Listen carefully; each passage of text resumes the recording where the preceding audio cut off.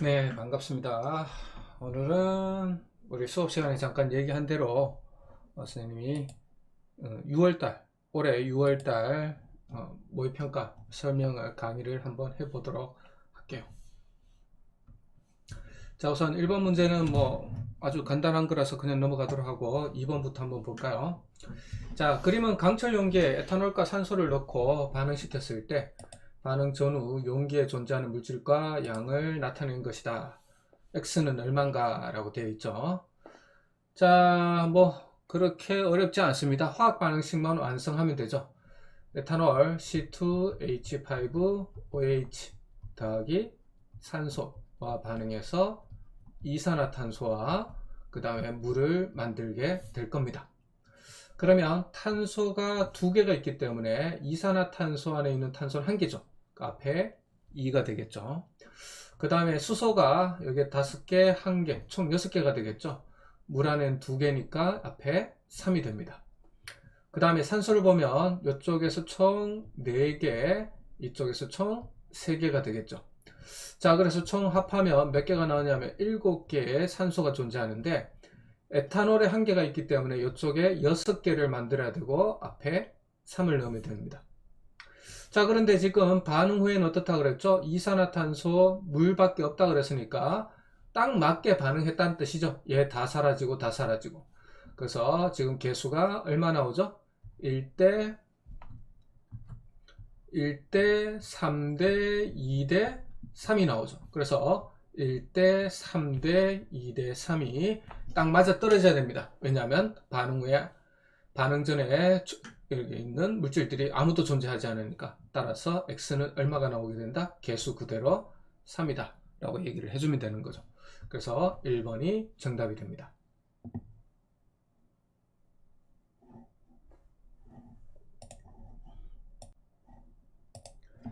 4번 문제를 한번 살펴볼까요? 자, 그림은 세 가지 분자의 구조식을 나타낸 것이다 라고 되어 있죠. 보자. 결합각 알파에서 감마까지의 크기를 비교한 것은 이라고 되어 있습니다. 자, 암모니아는 여기에 질소가 비공유 전자상을 가지고 있기 때문에 전부 다 질소 밑에 수소가 배치를 하게 되고, 우리가 어떤 구조라고 그러죠? 이걸 삼각뿔 구조라고 얘기를 하고, 각도 이게 알파겠죠? 알파는 107도라고 우리가 얘기를 했습니다. 107도. 자, 그 다음에 이 친구 구조가 되겠네요.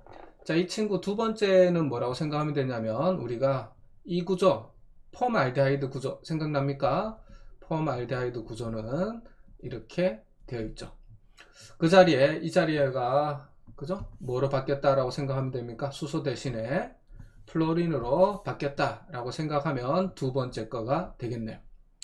자, 그런데 수소보다 플로린이 좀 더 크기 때문에 각도가 좀 달라지긴 하겠지만, 어차피 지금 이 물질의 구조 같은 경우는 특별하게 여러분들이 각도, 정해진 각도는 없죠.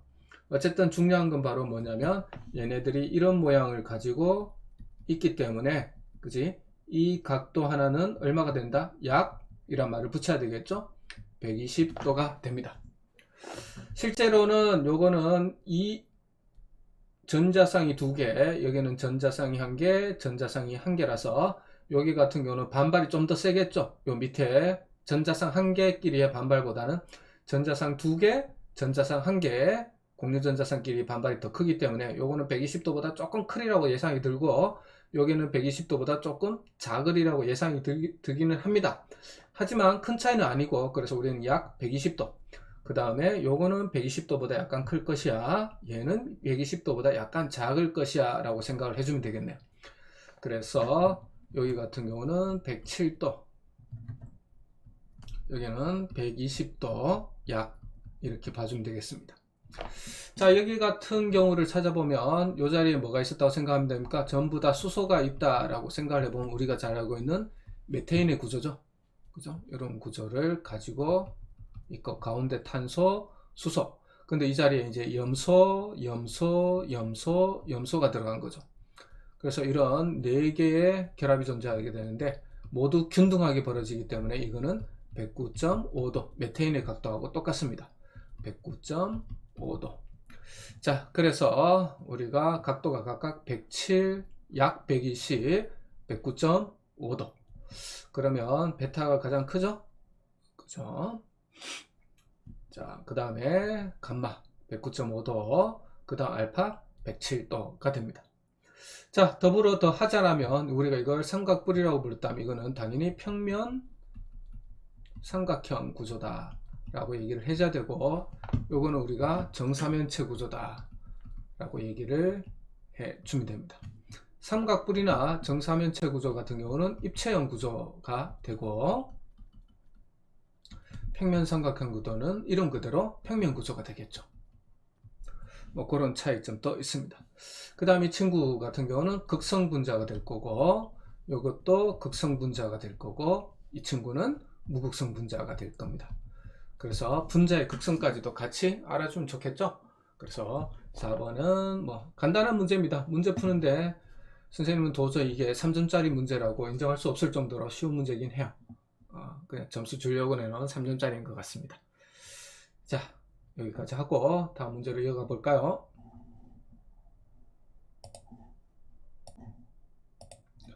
(5번) 문제입니다. 표는 밀폐된 진공 용기 안에 물을 넣은 후 시간에 따른 물과 수증기의 양을 자료를 조사한 것이다 라고 되어 있죠. 그럼 한번 살펴보면 이런 밀폐된 공간이 있고, 여기에 뭐가 있다?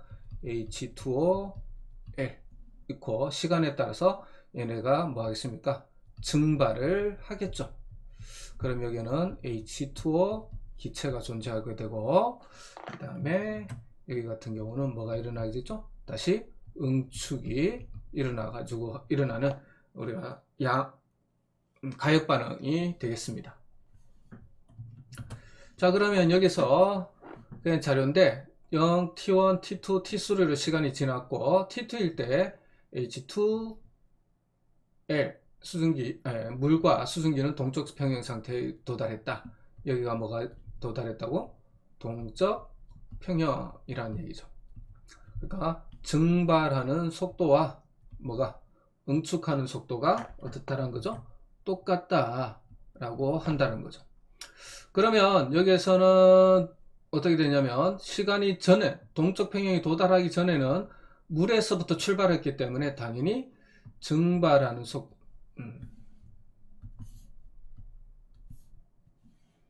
볼까요? 증발하는 속도가 뭐보다? 응축하는 속도보다 당연히 크게 됩니다. 그 다음에 그래서 여기는 이제 증발 속도가 응축 속도보다는 더 크다. 동적 평형 상태가 유지되면 여기는 어떻게 됩니까? T3에서는 당연히 그렇죠. 계속 유지가 되기 때문에 증발과 그 다음에 응축 어떻다? 속도가 역시 동일하게 됩니다. 그러면 이 상태에 물의 양과 수증기의 양이 이제 계속 유지가 되겠죠. 그래서 이거는 D를 계속 유지를 하게 될 겁니다. 그럼 여기 같은 경우는 어떤 경우가 되냐면, 물의 양은 더 많고 수증기 양은 더 작겠죠. 자, 그래서 T1일 때 라고 했습니다. 당연히 뭐가 증발 속도가 더 크고 응축 속도가 더 작은 상황이기 때문에 1보다 작다가 되겠죠. 자, 그래서 기억은 어떻습니까? 맞죠? 뭐 간단한 거였습니다. T3일 때 물이 수증기가 되는 반응이 일어나지 않는다가 아니라 일어나는 속도가 똑같죠. 그래서 틀렸고, 그 다음에 A 같은 경우는 어떻게 되어 있습니까? 물의 양은 언제까지? 동적 평형 상태에 도달할 때까지 물의 양은 점점점 물의 양은 더 많았겠죠. 그래서 A는 뭐보다 크다? B보다 크고, 그 다음에 수증기의 양은 평형에 도달할 때보다 아직 수증기 양이 작겠죠. 그래서 C는 뭐보다 작아? D보다 작습니다. 어쨌든 이게 같을 리가 없겠죠. 그것도 틀렸고. 그래서 맞는 거는 기억 하나. 그래서 몇 번이 정답? 1번이 정답이 되는 겁니다. 그래서 A가 B보다 큰 상황, 그리고 C는 D보다 작은 상황이라는 거. 그 다음에 이게 비어있는 자리였는데, 이거는 어떻게 됩니까? 동적 평형 상태가 특별한 외적 자극이 없는 한은 계속 유지가 일어날 거기 때문에 BB가 똑같듯이 여기도 똑같은 양이 유지가 돼야 되겠죠. 양은. 자, 그래서 기억 하나 1번 정답이 되겠습니다. 6번입니다. 6번을 한번 볼게요. 다음은 바닥 상태라는 거고 원자 AD의 전자 배치다. 자, 바닥 상태에서 A는 그죠? 뭡니까? 전자가 8개 있으니까 8번 산소가 될 겁니다. 그 다음에 9개니까 9번 플로린이 될 거고, 여기는 11개니까 11번 나트륨, 여기는 10개에다가 7개를 더한 거죠. 17번 염소가 되겠네요. 자, 그러면 정체를 다 찾아냈죠. 그럼 아주 쉬워집니다. 자, A하고 뭐하고 만나는 경우, B하고 만나는 경우 우리가 잘 알고 있는 OF2를 얘기를 하는 거네요. 물에서 수소가 자리에 플로린으로 바뀌었다라 생각하면 되는데, 이온결합 물질 당연히 아니죠. 왜냐하면 산소도 비금속, 플로린도 비금속이기 때문에 공유결합 물질이어야 됩니다. 그죠? 뭐 아주 쉬웠습니다. 자, 그 다음에 C와 D는 같은 주기 원소다라고 했는데, 여기서 지금 우리가 이렇게 나눌 수가 있겠죠. 여기는 주양자 수가 3까지 갔기 때문에 얘는 3주기 원소가 되는 거고, 여기는 주양자 수가 2가 끝이죠. 바닥 상태니까 2주기 원소가 됩니다. 그래서 C와 D는 같은 주기 원소다. 맞습니다. 그 다음에 B와 C는 결합할 때 어떻게 되느냐. 자, B는 플로린, 그 다음에 C는 나트륨이죠. 얘는 비금속, 그 다음에 나트륨은 금속이니까 당연히 무슨 결합하겠습니까? 이온 결합을 할 거고, 자, 플로린 같은 경우는 마지막 껍질에 7개이기 때문에 8개가 되면서 플로린 1가음이온이 될 거고, 나트륨은 마지막에 하나를 버리기 때문에 Na 플러스 1가 양이온이 되겠죠. 그래서 플로린과 나트륨이 1가음이온, 1가 양이니까 몇 대 몇으로 만나? 1대 1로 만나서 NaF라는 물질을 만들겠죠. 그래서 1대1로 결합하여 안정한 화합물을 형성하는데 뭐 나와 있지만 이온 결합이라는 방식을 사용하게 됩니다. 니온과 디귿. 그래서 정답은 4번이 되겠습니다. 7번 한번 보도록 하겠습니다. 표는 수소가 포함된 3가지 분자 가나다에 대한 자료고, 자, XY는 2주기 원자다. 2주기 원자. 그리고 분자 내 옥텟 규칙을 만족한다 라고 되어 있죠. 자, 2주기 원자 한번 생각해 볼까요? 2주기 원자는 리튬, 베릴륨, 붕소, 탄소, 질소, 산소, 플로린, 그리고 네온은 뭐 분자를 형성하지 않으니까. 자, 우선 이 중에 리튬, 베릴륨, 붕소는 분자 내에서 옥텟 규칙을 만족할 수 없는 원자들이기 때문에 X와 Y는 탄소, 질소, 산소, 플로린 중에 하나다라는 것을 우리가 알 수가 있습니다. 자, 그런데 그 중에 분자 가나를 보면 여기에 0, 0이라고 되어 있으니까 수소와 한 개가 결합한다는 거죠. 여기도 마찬가지죠. Y만 수소와 결합하고 X만 수소와 결합하고, 그러니까 얘네들이 수소하면 결합하는 걸 적어보면 CH4, NH3, H2O, 그 다음에 HF, 이 친구들이 되죠. 자, 이 중에서 공유전자상수 AB, 비공유전자상수 0, 2가 되는 겁니다. 자, 메테인 같은 경우는 우리가 공유전자상이 몇 개? 우리가 이렇게 되어 있죠. 그 다음에 하나도 4개 비공유전자상은 없습니다. 자, 질소 같은 경우는 비공유전자상 1쌍, 산소는 비공유전자상 2쌍, 그리고 HF 같은 경우는 플로린의 비공유전자상이 3쌍이 존재하게 되겠죠. 자, 따라서 비공유전자상이 없는 바로 가가 누가? 바로 메테인에 해당이 되겠습니다. 자, 그 다음에 비공유전자상이 2개인 걸 찾아보면 누구죠? 물이죠. 그래서 물이 나가 되겠네요. 자, 요거는 메테인 가는, 그리고 나는 H2O가 되겠습니다.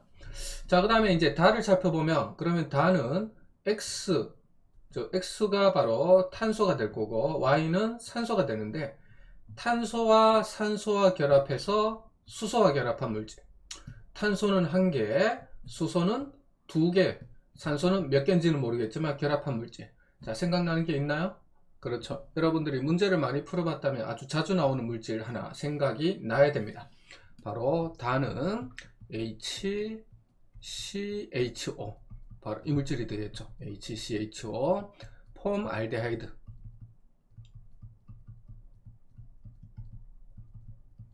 라는 물질입니다. 자, 그러면 우리가 가나다를 다 찾아냈네요. CHO, HCHO. 자, 공유전자상은 당연히 하나, 둘, 셋, 네 개가 있고, 비공유전자상은 산소에 두 개가 존재하게 되어 있습니다. 자, 그래서 A는 뭐가 되죠? 수소가 4개고, B는 뭡니까? 요 H2O니까 2개고, C는 산소 하나니까 틀립니다. 자, 그 다음에 다에는 이중결합이 존재하죠. 그 다음에 XY2의 공유전자상 수는 몇 개다? 자, X가 탄소, 산소가 Y는 산소죠. 그러니까 CO2고, CO2는 이렇게 생겼습니다. 가운데 탄소, 양쪽에 산소가 이중결합으로 존재하고, 비공유전자상은 각각 2상씩 이렇게 존재하는 겁니다. 그래서 공유전자상 수는 하나, 둘, 셋, 넷. 그래서 맞죠? 니온디귿 5번이 정답이 되겠습니다. 8번을 한번 살펴보겠습니다. 다음은 AB와 CD가 CD의 반응을 화학 반응식으로 나타낸 것이고, 자, AB 같은 경우는 우선 이 모양을 보면 알겠지만 공유결합 물질이죠. 자, 공유결합 물질이라는 것은 AB 모두 비금속에 해당된다라는 얘기입니다. 반면에 CD가 만들어졌는데, CD는 같은 전하를 가지고 있고 모형이 이렇다는 것은 양이온을 띠는 것은 금속에 해당되고, 음이온을 띠는 것은 비금속에 해당되는 이온결합 물질의 모형입니다. 자, AB와 CD 결합 모형을 나타낸 것이다 라고 되어 있죠. 자, 그러면 여기에 공유전자상이 한 쌍이 존재하는데, 하나는 수소 거라고 생각을 하게 되면 하나, 그래서 원자과 전자가 한 개이면서 일주기, 사실 A는 수소입니다. 그 다음에 B는 그러면 나머지 7개가 B 거였죠. 원자과 전자 7개, 껍질이 3개, 3주기 17점. 누구죠? B는 염소가 됩니다. 그래서 사실 AB는 염화수소가 되겠네요. 자, 그 다음에 우리가 이렇게 반응했을 때, 우리가 화학 변화가 일어나는 동안 원자는 새로 만들어지거나 있던 원자가 사라지지 않는다라고 되어 있으니까 가의 정체는 B 2개, 그죠? 그리고 D가 같으니까 C 1개가 만들어지는 물질입니다. 근데 우리가 B가 뭐라고 그랬죠? 비금속이고 C는 금속이니까 분명히 가는 이온결합 물질이 되겠어요. 자, 그러면 이제 금속인 C가 이온결합 물질이 해야 되는데, 우리가 보면 몇 가가 되냐면 B가 비금속이니까 음이온이 되겠죠. B는 누구냐면 염소고 17쪽 원소죠. 그래서 B가 이온이 되게 되면 Cl-, 즉 B-1가 음이온이 되는 겁니다. 1가 음이온 두 개가 1가 M가 양이온과 만나야 되니까 C는 뭐가 되겠어요? 그렇죠. 2가 양이온이 되는 겁니다. 그래서 따라서 M은 우리가 2다라는 걸 우리가 알 수가 있죠. 그러면 이 D도 바로 뭐가 되니까 2가 음이온입니다. 이온이 될 때 2가 음이온이 된다라는 것은 바로 D의 정체는 누구다? 16족 원소다라는 것을 우리가 알 수 있죠. 주로 산소나 황 뭐 이런 애들이 되겠죠. 자, 그래서 M은 2다 맞고, 가는 무슨 물질? 자, C는 금속, B는 비금속, 공유결합이 아니라 이온결합 물질이어야 됩니다. 그 다음에 비공유전자상수를 살펴보면 B는 17족 원소죠. Cl2입니다. Cl은 그죠? 이렇게 되어 있고 염소의 비공유전자상이 3쌍씩이 존재하기 때문에 총 6개. 그 다음에 D는 16족 원소라는 거죠. 만일 산소를 예로 들면 산소는 이중결합으로 이루어져 있고 비공유전자상 2쌍씩 2개가 있죠. 그래서 총 4개가 있기 때문에 부등호 방향은 맞습니다. 그래서 기억과 디귿 정답은 그래서 8번은 3번이 해당이 되겠네요.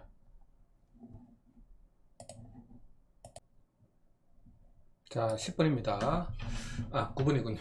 다음은 수소 원자의 오비탈 가다에 대한 자료이다. N은 참 주양자수이고 L은 부양자수이다 라고 되어 있습니다. 한번 볼까요? ES, EP, 3S, 3P 중에 하나다 라고 되어 있습니다. 그럼 뭐 아주 간단하죠. 자, 지우고 한번 볼게요. 우리가 뭐 이해를 돕기 위해서 표로 한번 그려보도록 하겠습니다. 생각보다 뭐 이 문제 같은 경우는 아주 어려운 문제들이 아니니까 여러분들이 충분히 할 수 있어야 된다라고 생각이 들거든요. 어렵지 않게 접근을 해야 됩니다.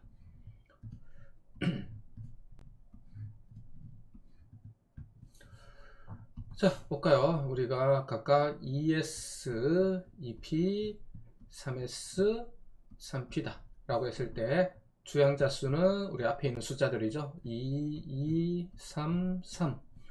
그리고 부양자 수는 S오비탈인 경우 0, 그리고 P오비탈인 경우 1로 표현을 우리가 했었습니다. 자, 그 다음에 우리가 n-1 중요한 정보였죠. 하게 되면 2, 1, 3, 2가 됩니다. 그래서 가장 큰 3이 바로 다에 해당이 되고 가장 작은 1이 바로 어디에 해당된다? 가에 해당되는 거죠. 그럼 나를 찾아야 되는데 나의 모형은 구형이라고 되어 있죠. 나의 후보들 중에 구형인 것은 부양자 수가 0일 때 우리가 구형이죠. 이게 구형이었습니다. 그래서 이게 뭐가 된다? 그렇죠. 나에 해당이 된다는 겁니다.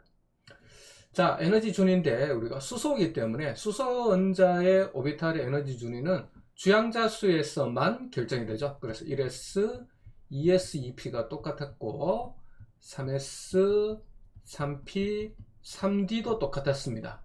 그 다음에 4s 이렇게 가죠.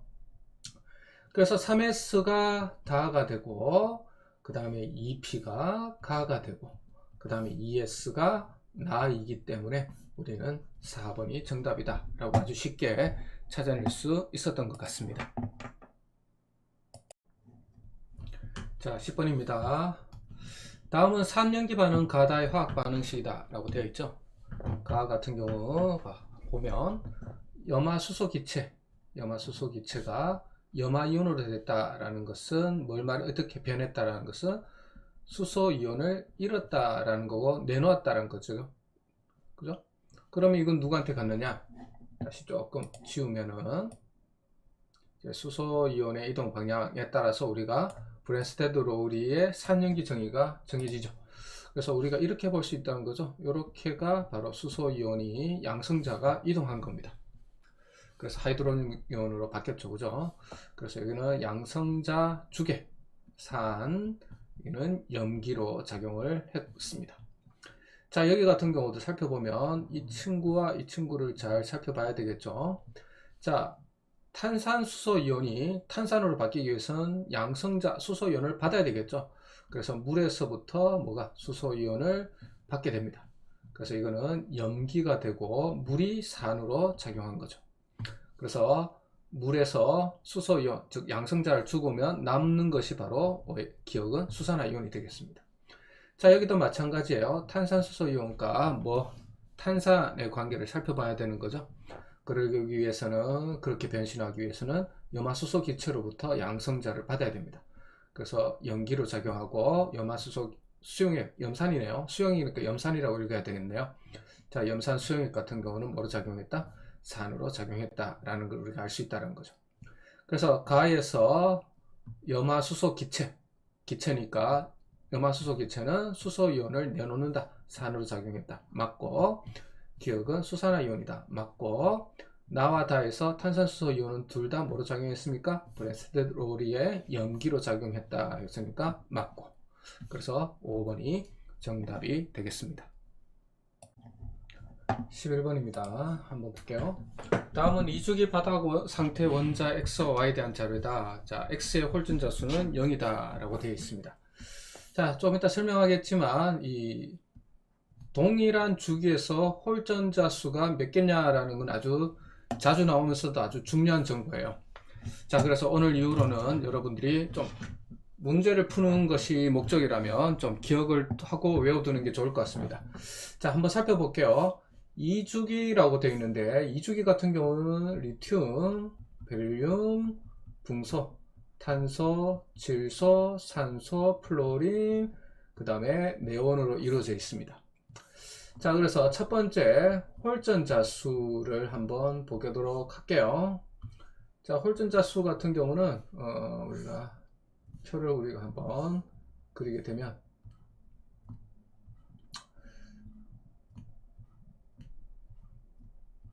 자, 이거는 여러분들이 뭐 할 필요가 있냐면 전자 배치를 한번 해 볼 필요가 있어요. 예를 들어서 3번 리튬 같은 경우 원자 번호가 3번이죠. 그럼 리튬 같은 경우는 1s2, 2s1이기 때문에 홀전자 수는 여기에 있는 하나가 됩니다. 그 다음 베릴륨 같은 경우는 1s2, 2s2가 되겠죠.